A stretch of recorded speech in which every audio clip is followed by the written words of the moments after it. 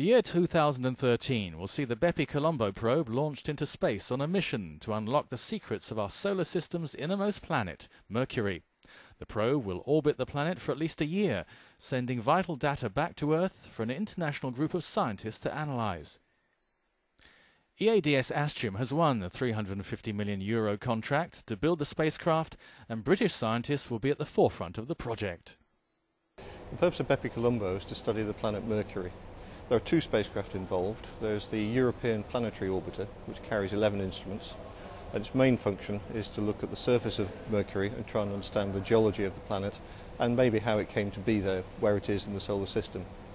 The other spacecraft is a Japanese module called the Magnetospheric Orbiter.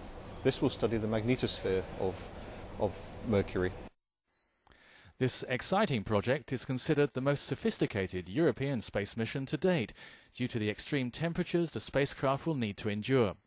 Bepi-Colombo will also include an innovative ion engine that will provide the thrust needed to propel the probe out of the Earth's orbit and towards Mercury. The ion engine technology is about 30 years old, and England has had quite a strong heritage in its development. The difference between this and previous missions is the efficiency of the engine, which is much improved over previous designs. So it's about 15 times more efficient than a conventional chemical propulsion system. It's also novel in the sense that the amount of gas we will be using on this mission, which is amongst the highest levels that have ever been used on an ion propulsion mission. Its main function is actually to slow the spacecraft down on its way to Mercury, so that eventually it can be captured by the gravity of Mercury and get into orbit around the planet. A team at Astrium's UK base in Stevenage, Hertfordshire, will be responsible for the design and development of the ion propulsion system. Established 50 kilometres north of London in the 1950s, the site has a long history of spacecraft design and construction.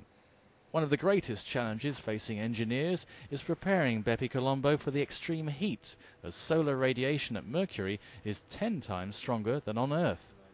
Designs are already in progress before rigorous testing. The finished unit will measure 5 metres high, weigh 3.1 tonnes and take 6 years to reach its destination.